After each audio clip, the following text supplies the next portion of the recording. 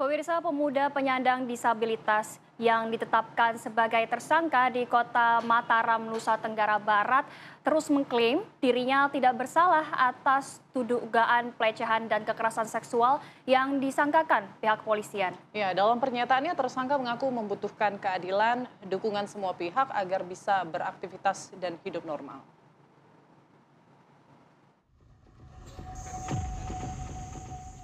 Tersangka Iwayan Agus Suartama alias Agus 22 tahun menyampaikan harapannya mendapatkan pembelaan hukum yang adil atas kasus yang saat ini menimpa dirinya sehingga hak-haknya sebagai rakyat dapat terpenuhi.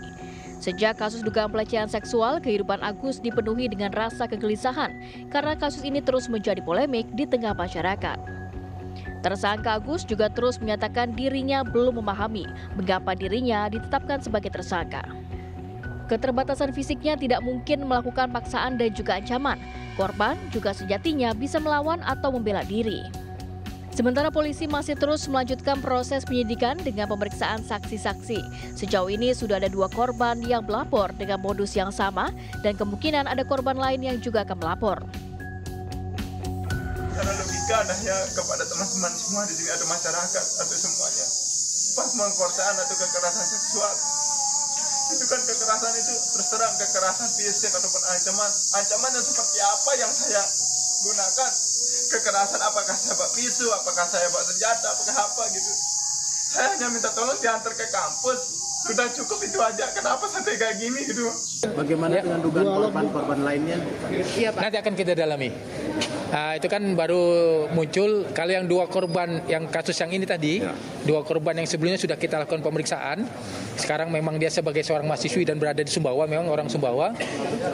Yang lain akan kita dalami karena kita dapat informasi baru masuk ke KDD terkait dengan viral-viral, ternyata ada yang merasa menjadi korban, itu yang mungkin kita akan dalami.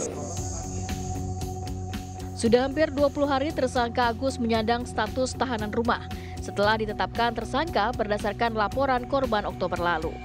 Penahanan tersangka dimungkinkan akan diperpanjang kembali untuk kepentingan merampungkan proses penyidikan. Kasus ini telah menarik perhatian publik dan memunculkan perdebatan tentang keadilan bagi penyandang disabilitas yang terlibat kasus hukum.